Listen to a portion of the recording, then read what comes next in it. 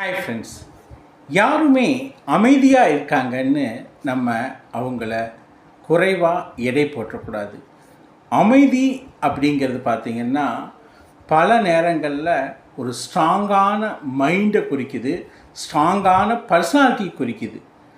பல நேரங்களில் அமைதியாக இருக்கிறவங்க இன்னர் ஸ்ட்ரென்த்து ஜாஸ்தியாக இருக்கும். ஆனால் நிறைய பேசுகிறவங்க இன்செக்யூர்டாக ஃபீல் பண்ணுவாங்க. ஸோ இந்த அமைதியாக இருக்கிறவங்கள நம்ம எப்போவுமே குறைவாக எடை போட்டுட்டு அவங்கக்கிட்ட நம்ம வாக்குவாதம் பண்ணுறதோ பேசுகிறதோ கூடாது.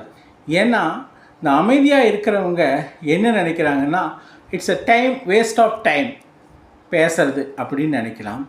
இன்னொன்று அந்த விஷயம் நமக்கு தேவையில்லைன்னு நினைக்கலாம். ஸோ எப்போவுமே அமைதியாக இருக்கிறவங்க மென்டலாக அதே நேரத்தில் இன்னரில் ஸ்ட்ராங்காக இருப்பாங்க. ஆனால் பேசுகிறவங்க வெளியே நிறைய பேசினாலும் உள்ள இன்செக்யூராக ஃபீல் பண்ணுவாங்க. ஸோ என்றைக்கும் அமைதியாக இருக்கிறவங்கள தப்பாக ஜட்ஜ் பண்ணாதீங்க. அவங்க ஸ்ட்ராங்கான மென்டாலிட்டி, ஸ்ட்ராங்கான பர்சனாலிட்டி. ஸோ அதை பேஸ் பண்ணி தான் அவங்க வாழ்க்கையில் வின்னும் பண்ணுறாங்க.